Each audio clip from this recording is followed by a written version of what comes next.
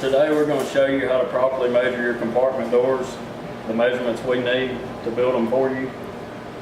To start with, we need the width of the door. We need to see both ends of the tape across your front panel.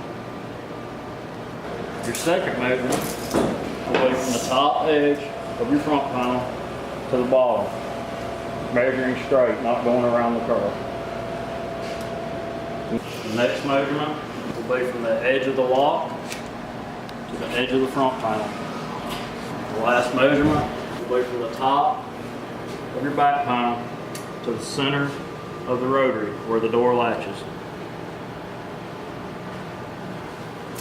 If your door is damaged or lost, the measurements we'll need to build you a door will be from one side, seeing both ends of the tape. The other measurement we will need will be from the edge of the other door, the top edge, the bottom of the curve, seeing both ends of the tape.